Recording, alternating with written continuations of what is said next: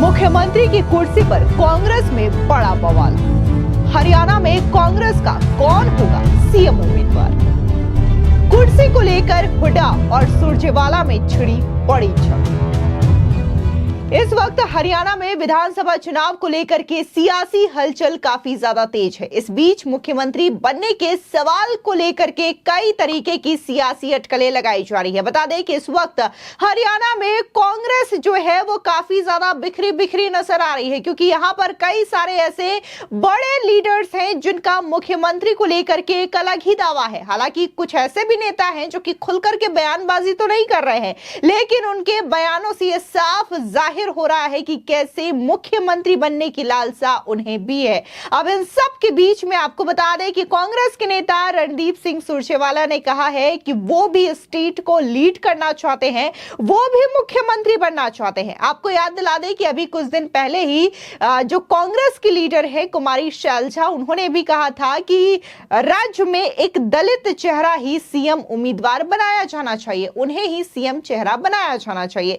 इस तरीके की बयानबाजी देखने को मिली। और वहीं दूसरी ओर अगर बात करें तो जो भूपेंद्र सिंह हुड्डा है उनका एक बड़ा और अलग नेतृत्व है और वो भी कहीं ना कहीं सीएम बनने की लालसा रखते हैं, अपने बेटे को वो सीएम बनाना चाहते हैं। तो ऐसे में कुल मिलाकर के इस वक्त हरियाणा में कांग्रेस बुरी तरीके से सीएम कुर्सी को लेकर के फंसी हुई नजर आ रही है। हालांकि टिकट बंटवारे को लेकर के भी इससे पहले बड़ा बवाल देखने को मिला, तो वहीं अभी भी जो मेन मसला है चुनाव के लिए वो आम आदमी पार्टी और कांग्रेस के बीच गठबंधन का भी है। हालांकि कांग्रेस की जो आला कमान है वो आम आदमी पार्टी से गठबंधन करना चाहती है, लेकिन हरियाणा में हुड्डा समेत कई सारे ऐसे दिग्गज नेता हैं जो ये नहीं चाहते कि हरियाणा में कांग्रेस और आम आदमी पार्टी के बीच में गठबंधन हो। ऐसे ही कई सारे जो चीजें हैं, जो अहम मुद्दे हैं, वो कांग्रेस के लिए लगातार मुसीबत बनती हुई नजर आ रही है। और इन सब के बीच में अब मुख्यमंत्री पद का चेहरा भी काफी ज्यादा अहम हो गया है, जो कि कांग्रेस के नेताओं के बीच एक बड़ी बगावत छिड़ती हुई नजर आ रही है। दरअसल आपको बता दें कि देखने को मिला कि मुख्यमंत्री बनने के सवाल को लेकर के कांग्रेस नेता रणदीप सिंह सुरजेवाला ने कहा कि स्टेट को कौन लीड नहीं करना चाहेगा, मैं भी करना चाहता हूं, लेकिन यह फैसला पार्टी आला कमान को करना है कि कौन मुख्यमंत्री बनेगा। लेकिन सभी को इच्छा होती है। आम आदमी पार्टी के साथ कांग्रेस के गठबंधन पर सुरजेवाला ने कहा कि हम सभी नेताओं ने अपनी बात पार्टी आला कमान को कह दी है कि हम उनके बिना भी सक्षम हैं, मजबूत हैं। अब ये पार्टी आला कमान को तय करना है कि आगे क्या करना होगा, अंतिम फैसला पार्टी ही लेगी। इस बीच आपको बता दें कि कांग्रेस की महासचिव और सिरसा से लोकसभा सांसद कुमारी शैलजा ने हरियाणा विधानसभा चुनावों में टिकट बंटवारे के फैसले पर कहा कि टिकट बंटवारे का आखिरी फैसला आला कमान का होता है। हरियाणा में कुल 36 जातियां हैं, जिनमें से किसी को भी मुख्यमंत्री उम्मीदवार बनाया जा सकता है। कांग्रेस हरियाणा में किसी दलित चेहरे को भी सीएम फेस बना सकती है। तो ये तरह तरह के जो बयान है वो लगातार कांग्रेस के नेताओं के द्वारा देखने को मिल रहे हैं। खासकर मुख्यमंत्री पद को लेकर के यहां पर एक बड़ी रसाकसी कांग्रेस नेताओं के बीच देखने को मिल रही है। इस बीच आपको बता दें कि अभी हाल ही में कांग्रेस की ओर से एक मीटिंग बुलाई गई थी और इस मीटिंग में यह फैसला लिया जाना था कि किस तरीके से टिकट बंटवारा किया जाएगा और क्या कांग्रेस को आम आदमी पार्टी के साथ गठबंधन करना चाहिए या नहीं। तो इसको लेकर के रणदीप सिंह सुरजेवाला का बयान भी सामने आया था। सुनिए रणदीप सिंह सुरजेवाला क्या कह रहे हैं। सर, मुझे कोई टिप्पणी नहीं करनी, ना ही मुझे कुछ कहना। पार्टी की अपनी एक प्रक्रिया है जो पार्टी द्वारा निर्धारित चेयरमैन स्क्रीनिंग कमेटी और स्पेशल कमेटी है, वो अपनी प्रक्रिया जो है वो कर रही है। जो हमें बात कहनी है वो हमने उन्हें कही। मुझे नहीं लगता कि ये पार्टी के अनुशासन के अनुरूप होगा कि एक शब्द भी उसका बाहर कहा जाए। बहुत शुक्रिया। इस बीच आपको बता दें कि कांग्रेस पार्टी ने हरियाणा विधानसभा चुनावों को लेकर के अपनी पहली लिस्ट जारी कर दी है, जिसमें हाल ही में कांग्रेस में शामिल हुई पहलवान विनेश फोगाट का भी नाम है। तो इसी के साथ ही बिशन सैनी का भी नाम शामिल है। ऐसे में बिशन सैनी का नाम जब इस लिस्ट में आया तो उन्होंने क्या कुछ कहा, सुनिए। देखो, खुशी तो बहुत ज्यादा है, पहली लिस्ट में मेरा नाम आया है और टिकट लेना कोई आसान बात नहीं होती। कहीं कमेटी में से होकर के सम्मानित राहुल जी के पास लिस्ट जाती है नाम जाते हैं, वो अप्रूवल देते हैं और वहाँ से अप्रूवल मिलने के बाद ही लिस्ट नीचे आती है। तो ये छोटी मोटी बात नहीं है।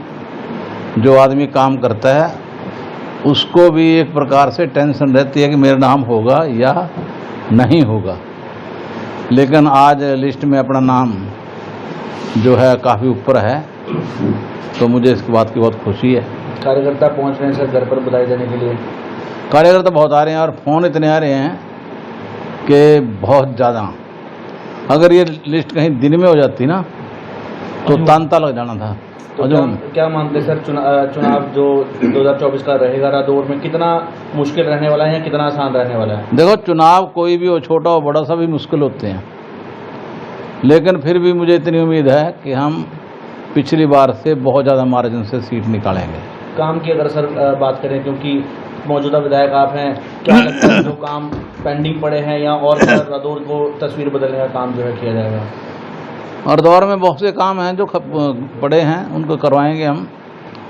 जिस प्रकार से हॉस्पिटल रुका पड़ा है उसको करवाएंगे, और इसी प्रकार से बहुत से स्कूल हैं जो आधे अधूरे पड़े हैं और जिनमें टीचर्स नहीं हैं। स्कूल हैं तो टीचर नहीं हैं, तो उनमें टीचर्स का इंतजाम कराएंगे ताकि शिक्षा का स्तर बढ़े। और इसी प्रकार से जो नशे की जो प्रवृत्ति ये चल गई है हरियाणा प्रदेश के अंदर, और विशेष तौर पे रादौर तो इसका गढ़ हो गया है, इसको हमने ख़त्म करना है। और इसको ख़त्म करना कोई बड़ी बात नहीं है। अगर सरकार चाहे, सख्ताई बरते, तो सब खत्म हो जाता है। तो बीजेपी ने अपनी बार पिछले रहे विधायक को टिकट दिया है, तो वहाँ कुछ नाराजगी भी जाहिर हुई है, तो उस पर आपको कुछ बेनिफिट मिलेगा? देखिए, बीजेपी ने पिछड़े रहे विधायक को टिकट दिया है, लोगों के अंदर नाराजगी है। अब उसका बेनिफिट क्या होगा क्या नहीं होगा, इसको ये बात तो समय के घर में छिपी हुई है ना, इसको पहले क्या कह सकते हैं। लेकिन जिस प्रकार से वो अपनी पार्टी के लिए खुल के बोल रहे हैं, तो कांग्रेस को जीती पड़ी है यहाँ से। वो तो ठीक है, वो तो ऐसा था कि अगर उसको टिकट ना मिलता दूसरे को मिलता, तब भी यही पोजीशन थी।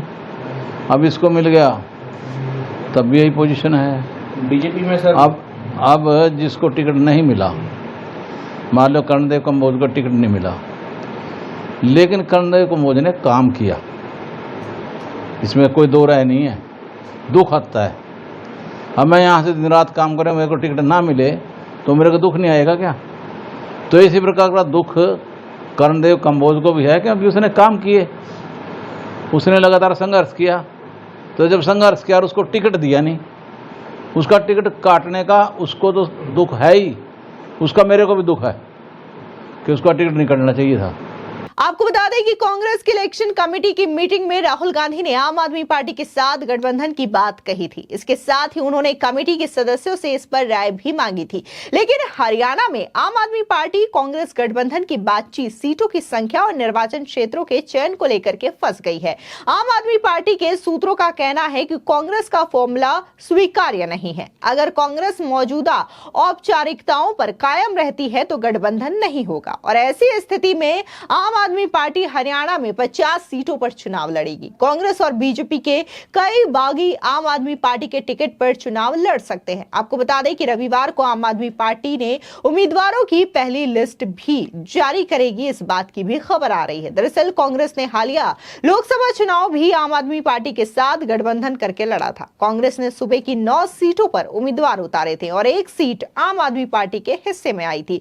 कुरुक्षेत्र हरियाणा में विधानसभा की कुल 90 सीटें हैं और एक लोकसभा क्षेत्र में औसतन 9 विधानसभा सीटें आती हैं। आम आदमी पार्टी लोकसभा चुनाव के लिए 9-1 वाले फॉर्मूले से ही सीट शेयरिंग चाहती है। 10% के इस फॉर्मूले के आधार पर आम आदमी पार्टी 9 विधानसभा सीटों की मांग कर रही है। हालांकि कांग्रेस के साथ संभावित गठबंधन पर आम आदमी पार्टी के नेता राघव चड्ढा ने कहा कि बातचीत चल रही है, हमें उम्मीद है कि हरियाणा और देश के हित में गठबंधन बनेगा। फिलहाल इस पूरे मामले को लेकर के आपकी क्या राय है, हमारे कमेंट सेक्शन में जरूर बताएं। धन्यवाद।